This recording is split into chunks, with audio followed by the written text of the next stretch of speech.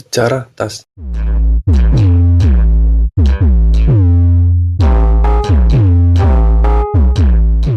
Seperti yang telah kita tahu, bahwa tas itu sendiri telah ada dan sudah mulai digunakan sejak lama. Hal ini dikarenakan bahwa pada saat itu manusia mengalami kendala serta bermasalah karena membawa beberapa barang berukuran kecil seukuran biji-bijian yang berjumlah banyak dan tidak bisa dibawa hanya mengandalkan tangan. Maka dari itu, manusia pada zaman purba membuat sebuah alat yang dapat digunakan untuk membantu dan memudahkan mereka untuk membawa barang dengan jumlah banyak secara praktis.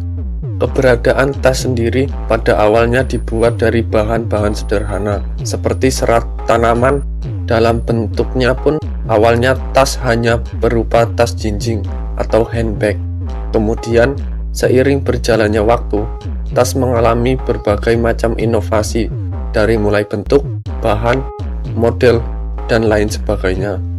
Untuk diketahui pula bahwa tas mulainya merupakan alat yang terbuat dari bahan kertas dan digunakan untuk menyimpan daun teh di Cina pada masa dinasti Tang. Perkembangan tas dari waktu ke waktu. Keberadaan tas sendiri telah mengalami berbagai macam perkembangan dan inovasi. Pada masa kini, tas pun mengalami berbagai macam tambahan fungsi dengan model yang berbeda-beda.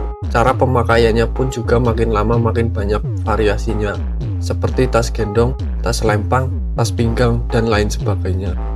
Kesatu, abad ke-14. Perkembangan tas pada abad ke-14 terletak pada fungsinya. Fungsi tas pada masa itu adalah untuk menyimpan berbagai macam barang berharga, seperti kitab suci, jam, perhiasan, dan benda-benda lainnya. Model tasnya adalah dengan menggunakan tali yang panjang, sesuai dengan kebutuhan pemakai, dan biasanya digantungkan pada korset. Tas jenis ini disebut turquoise oleh para perempuan pada masa itu. Sementara itu di Mesir, orang-orang menggunakan tas yang dipakaikan di pinggang pada saat bepergian kemanapun. Mereka menghiasi tas mereka dengan berbagai sulaman pada tasnya. Sulaman yang ada di tas mereka secara tidak langsung menunjukkan identitas, status, serta gaya hidup pemakai tas itu. Yang kedua, abad ke-16. Sementara itu, tas tangan atau handbag dibuat dan dipergunakan untuk keperluan sehari-hari. Pada masa abad ke-16, tas tersebut dibuat dari bahan kulit dengan tambahan kanding di pengikat di atasnya. Kemudian, seiring berjalannya waktu, pada masa yang sama akhirnya terjadi perkembangan dengan keberadaan tas, umumnya tas travel, dengan ukuran yang lebih besar dari ukuran pada umumnya.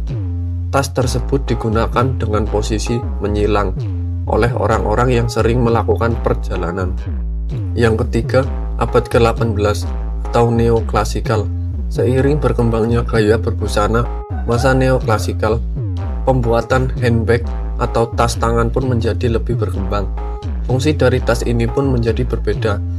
Dulu, tas hanya digunakan sebagai alat yang dapat membantu mengurangi beban barang bawaan. Sementara pada masa ini, tas juga digunakan sebagai aksesoris atau penghias penampilan para wanita.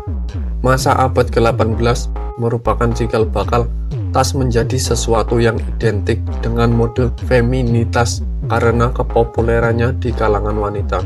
Pada masa ini pula, terdapat penemuan koper sebagai alat untuk membawa barang saat bepergian. Begitulah kiranya yang mendasari keberadaan sejarah tas. Tentunya, kehadiran tas sendiri memberikan beragam manfaat bagi kehidupan, baik secara penggunaan ataupun secara penampilan.